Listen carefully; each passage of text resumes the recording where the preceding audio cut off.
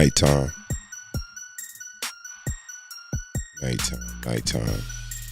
This is the Nighttime post-game podcast, special edition. I am your host. This will be hosted by myself, NDB, as the podcast starts to take form. This will be the post-game podcast that we're going to put on following all of the games, following playoff games, just following nightly coverage of games overall. Felt it was important to kind of give our takes on the games as soon as the games wrapped up. This will be the first demonstration of the Nighttime podcast, which is the post-game podcast for tonight. The Minnesota Timberwolves versus the Phoenix Suns. That was the last game that was played for tonight, for the weekend. I'm going to do a quick recap of some of those games while demonstrating the new Nighttime podcast format, and just kind of give this thing a demo run, and obviously just give a few takes on some of the games ending the night, preferably the Timberwolves game.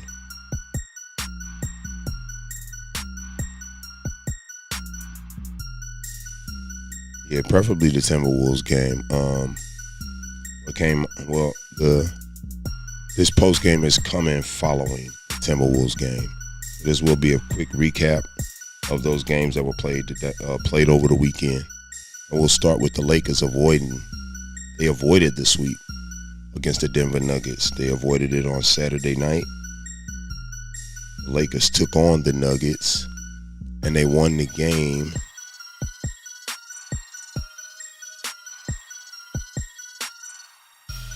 They won the game on Saturday night in Los Angeles.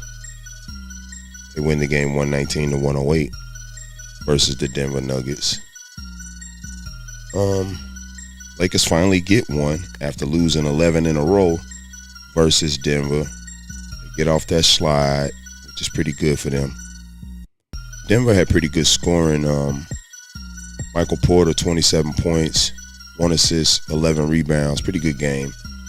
Considering Jamal Murray hasn't been that efficient in this series, even though he hit that game winner over AD. I believe it was in game 2. Jamal Murray just hasn't been that efficient throughout the series, though. So, but last night he did have 22 points in his 39, or 2 nights. Well, yeah, it was last night because that'll be Saturday night. He did have 22 points, 5 assists, and 6 rebounds in that lackluster effort that he put up in that loss versus the Lakers. 33, 14, and 14 from Joker. Clearly their best player. Clearly, to me, with the type of numbers he puts up night in and night out, best player in the NBA. Just got to be honest. But the reason that the Lakers finally get the win is because they actually get help. LeBron and AD got some help from D'Angelo Russell and Austin Reeves. They actually showed up in this game. 41 minutes, D'Angelo Russell. D'Lo put up 21 points, 4 assists, 4 rebounds. In 30 minutes of play, Austin Reeves put up 21 points, 6 assists, and 1 rebound. Obviously, to go along with LeBron's 34 and 5, and then Anthony Davis's 25 points and 23 monster rebound game. That, to me, is the biggest reason that the Lakers won that game versus the Nuggets. Anthony Davis was just a beast on the board. And when he's dominating like that on the boards, there isn't going to be a lot that you could do to stop Anthony Davis. So, yeah, Lakers did pretty good in that game. They just extended the series one more game, if you ask me. I expected the Lakers to be swept on Saturday night. They didn't get swept, so I give them their props for not getting swept. But, honestly, they shouldn't even be in that position. They're a better team than that. They've had sizable leads in every single game, including the game that they just won. It's literally wash, rinse, and repeat every single game except for the last game. They went ahead and closed it out all the way through the end. They didn't allow Denver to just creep back in and steal the game from them in the end, the way that they've allowed Denver to do in the other 3 games. But yeah, so the Lakers had a pretty good win the other day, just to extend the series another game, and then they go and take on the Nuggets tomorrow night in Denver.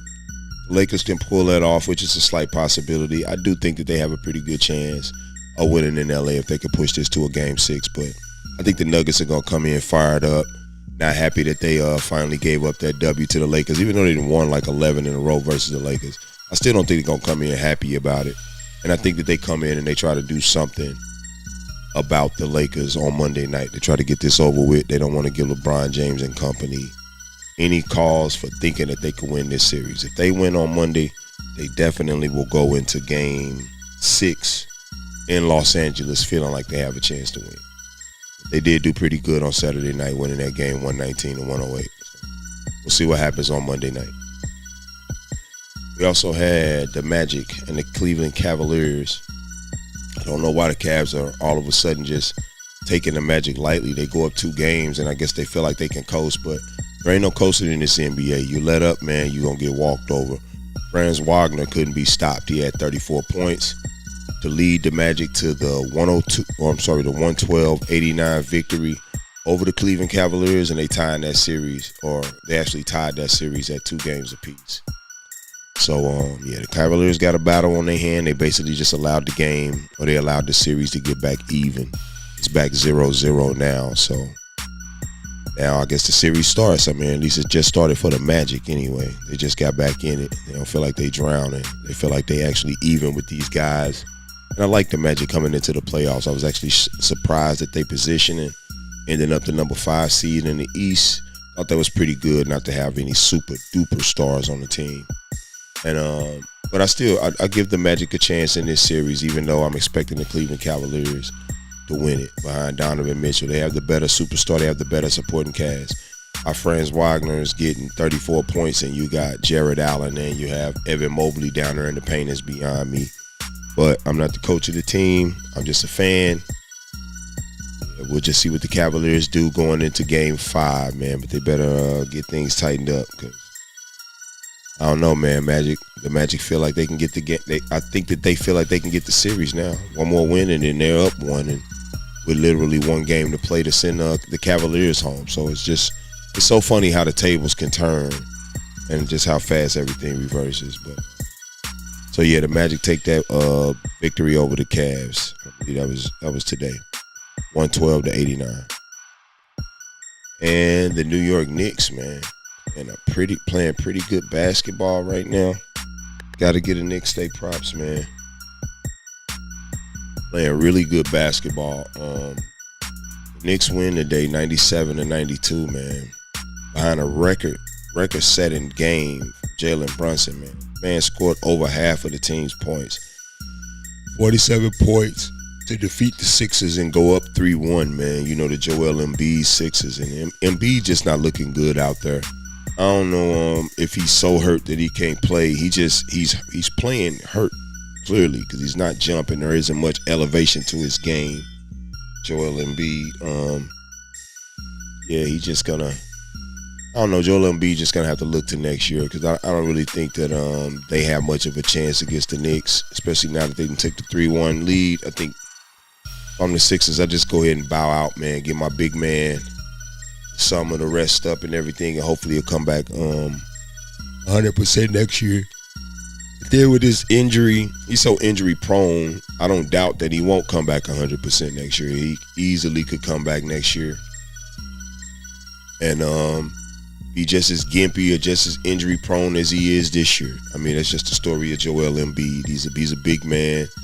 He's not in the greatest shape of his life. He got that Joker body type.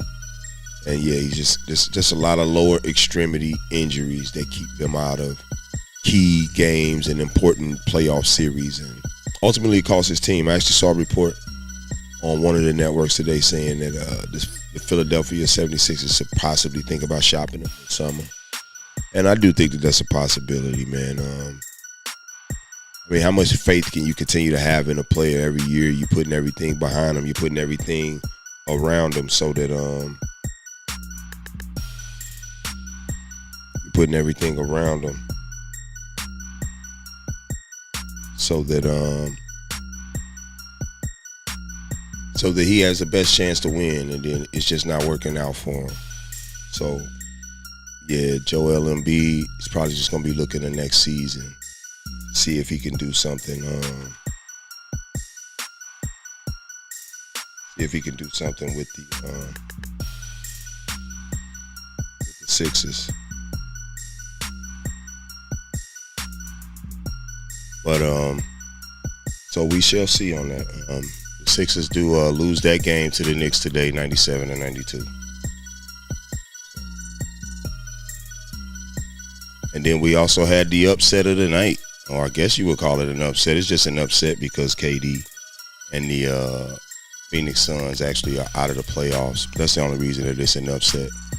But yeah, I guess you could call it the upset of the night, man. Anthony Edwards and them swept your boy and them. They swept KD and them right up out of the playoffs, and it's over. It's over for KD and them. I don't know what KD should do. I'm thinking KD should probably want to go to another team, possibly, and just see about. I mean, because he's just trying to win a championship. I don't think KD's at a point in his career where he got time to wait on people to rebuild. Clearly, the Phoenix Suns they're not in rebuild mode. They got older players in Devin Booker, and then KD, and then Bradley Beal. Bradley Beal didn't look good tonight. He didn't look good tonight at all.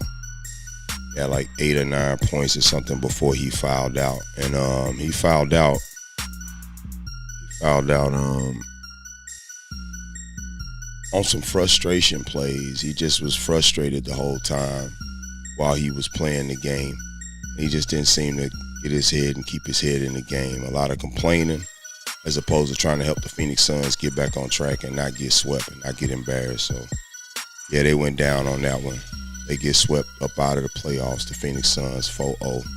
Anthony Edwards, monster playoff series, monster ball game against KD, just everything, man. I just got to give Anthony Edwards his flowers. Anthony Edwards did and is doing his thing in his NBA. So, yeah, good game for the Phoenix Suns. Oh, no, I'm sorry. Good game for the Minnesota Timberwolves against the Phoenix Suns to go ahead and take care of business and get them up out of there. And we also had the Clippers. We also had the Clippers and the Mavericks take stage again yesterday. And Clippers and the Mavericks took stage yesterday. The Clippers even up the series 2-2 versus the Mavericks. 116-111. Paul George, all Paul George, no Kawhi Leonard necessarily. Kawhi sat out. I think Kawhi is too hurt to play.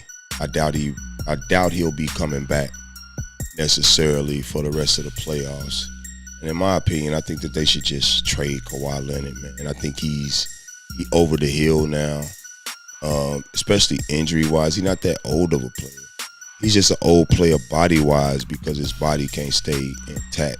He's just forever injured. So they need to figure out what they're going to do about Kawhi Leonard. It's just not looking good. Not looking good for the Clippers. Chances ever of winning a championship or winning a meaningful playoff series again. I think they're going to get beat by the Mavericks anyway.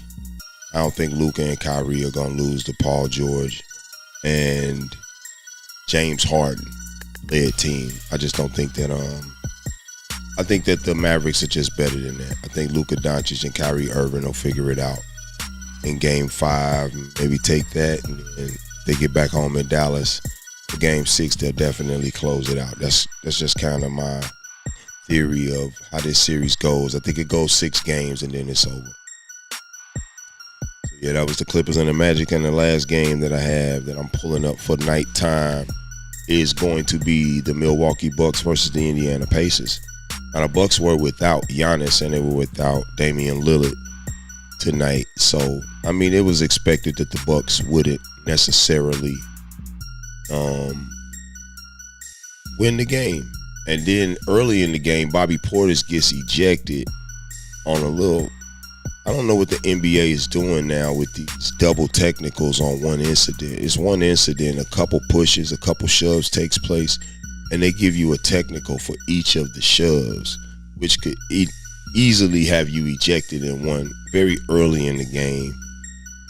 I don't know, man. It's a new thing. I just saw it happen to Russell Westbrook a day ago.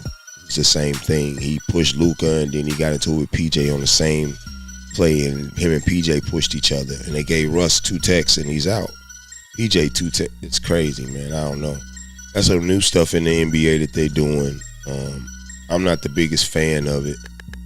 I would much rather them just keep it, during an incident, it's just one incident. Just give the technical foul, the single technical foul, and move on, man. The refs are just taking too much. They're having too much impact on the outcome of the game, calling fouls in that manner, man. The NBA is going to have to do something about that. I don't see the fans. I don't see anybody enjoying that about the game going forward. I know that they often try things and then they get rid of things. Hopefully it's one of those things that kind of comes and goes away pretty quickly. 2 technicals in one possession on one play. One little dust up. 2 technicals to one play. It just don't make sense. Okay. That was it for me for this nighttime version of the GrindTime podcast. Yeah, we will have post-game wrap-ups of the game right after the games are going to be going off, especially during the playoffs or during major sporting events. It's something necessary, it's something needed, it's something all of the other sportscasters and broadcasters are doing, and GrindTime's going to do it too. That's my show for tonight. The first episode of the Nighttime podcast, just a demonstration run. But we did have real games played today, so I wanted to jump on real quick and talk about it. So you will see us as the postseason continues to play out after the games. We will do the post-game wrap-up. Most of the time, it will be myself, Baldhead, and DB, the GrindTime Sports team. But for this evening, that's all I got for this show, y'all. Peace.